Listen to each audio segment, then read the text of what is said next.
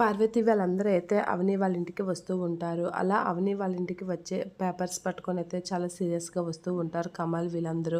అలా వచ్చేసరికి అవని అయితే చూసి షాక్ అవుతూ ఉంటుంది. ఎందుకు అత్తయ్య వాళ్ళందరూ ఇలా వచ్చారు? అందరూగా సీరియస్‌గా ఉన్నారేంటి అనేది అనుకుంటూ ఉంటుంది. ఏమైంది అత్తయ్య అని అనేసరికి మీరు మీకు నచ్చినట్లుగా కంపెనీ బాధ్యతలు ఎవరికి నచ్చితే వాళ్ళకి ఇచ్చిస్తే ఊరుకునేదే లేదు. నా కొడుకుని మీ కోడలి కింద పనివాడు అనుకుంటున్నారా? వీడికి లేని అధికారాలన్నీ తనకిచ్చి తన దగ్గర వీడిని పనివాడిని చేస్తున్నారా అని అనేసరికి అది అడగడానికా వచ్చారు అని అనేసరికి అక్షయ్ అయితే ఇలా అంటూ ఉంటాడు.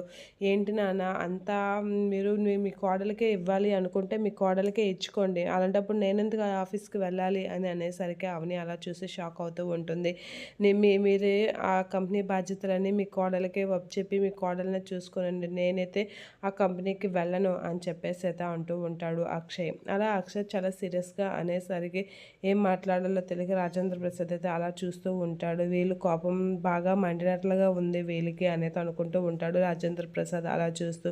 ఇక అవని అయితే అలా చూస్తూ ఉండిపోతూ ఉంటుంది. ఈ రోజు నుంచి నేను కంపెనీకి వెళ్ళను, కంపెనీ బాధ్యతలన్నీ మీ కోడలికే అప్పచెప్పుకోండి అని చెప్పేసి సీరియస్‌గా అక్షయ్ అంటూ ఉంటాడు. ఆ మాటలకి రాజేంద్ర ప్రసాద్ అలా చూస్తూ ఉంటాడు. పల్లవి కూడా అలా చూస్తూ ఉంటుంది. ఇక మీరు మీకు నచ్చినట్లుగా మీ కోడల్ని పైన పెట్టి నా కొడుకుని వాడి కింద కోడల్ని చేస్తే నేను అస్సలు ఊరుకోను అని చెప్పేసి పార్వతి అంటుంది. మీకే కాదండి మాకు పౌరుషం ఉంది, మాకు తెగింపు ఉంది అని చెప్పేసి అంటూ అంది. ఆ మాటలకి రాజేంద్ర ప్రసాద్ అలా చూస్తూ ఉంటాడు. అవని కూడా అలా చూసి షాక్ అవుతూ ఉంటుంది.